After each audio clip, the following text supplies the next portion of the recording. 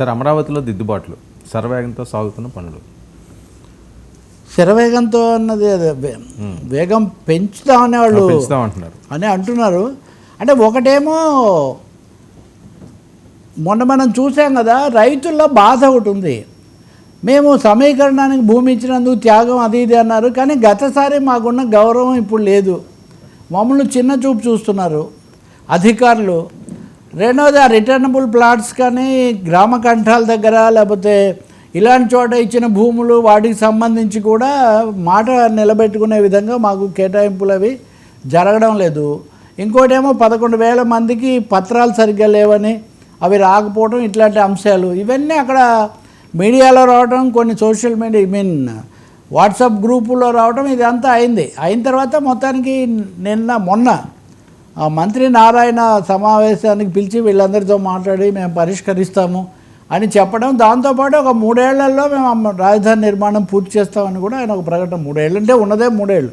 ఇందాక మీరు అన్నట్టుగా ఆయన 3 ఏళ్ళు అన్నట్టే వీళ్ళు కూడా 3 ఏళ్ళు అంటున్నారు. ఇంకోటి ఏమో పనులు, ఆ టెండర్లు కూడా బహిరంగంగా విడుదలవుతున్నాయి. ఇంకొక కీలకమైన వ్యాఖ్య నారాయణ చేసింది, సింగపూర్ రాబోతుంది, మళ్ళీ వస్తుంది, కానీ సింగపూర్గా రాదు, ప్రపంచ బ్యాంకుతో కలిసి వస్తుంది అని. సో ఇక్కడ వరల్డ్ బ్యాంక్ ప్లస్ సింగపూర్ ఒక పాత్ర వహిస్తాయనేది ఒకటి. ఇంకా ముఖ్యమైనది ఏంటంటే ఏడీబీ, ఏషియా డెవలప్మెంట్ బ్యాంకు కోసం అప్పు, దానికి నిబంధనల ప్రకారం భూముల అమ్మకం ప్రారంభమవుతుంది అమరావతిలో. ల్యాండ్ సేల్స్ 2,500 కోట్ల రూపాయల విలువైన భూములు అమ్మాలన్నది ఈ ప్రకారం జరుగుతుంది. ఇందులో ఈ సంవత్సరం కనీసం 300 కోట్ల రూపాయలకు పైగా విలువైన భూములను అమ్మడం జరుగుతుందంటే కొనేవాళ్ళు కూడా కావాలి కదా. అంటే అమ్మకం ప్రక్రియ, అమరావతిలో భూముల అమ్మకం ప్రక్రియ కూడా రాబోతుంది, అది మేము ప్రారంభించబోతున్నాం అన్నట్టు. ఇప్పుడు క్యాబినెట్ సమావేశం జరుగుతుంది, అక్కడ ఇలాంటి మరిన్ని అంశాలు కూడా రావచ్చు.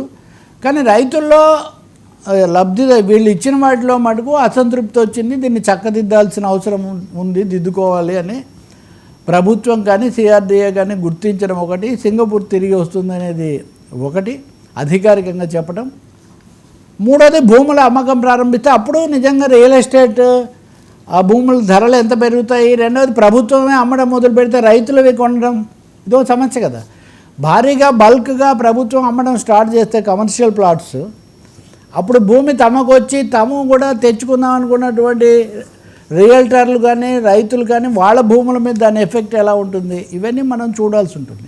కాబట్టి వేగం పుంజుకుంటుంది. ఇక్కడ రాజకీయమైన ఒక అదనపు అంశం ఏమంటే, బీజేపీ అధ్యక్షుడు మాధవ్, ఆయన కూడా మా మీద కొన్ని అపోహలు ఉన్నాయి అమరావతిలో, గతంలో జరిగిన పరిణామాల వల్ల మా మీద అపోహలు ఉన్నాయి, కానీ మేము పాదయాత్ర సమయంలోనే స్పష్టం చేశాము, మేము అమరావతికి కట్టుబడి ఉన్నాం కాబట్టి 15,000 కోట్లు ఇచ్చామంటే అప్పుడు ఇచ్చిందే 2015లో.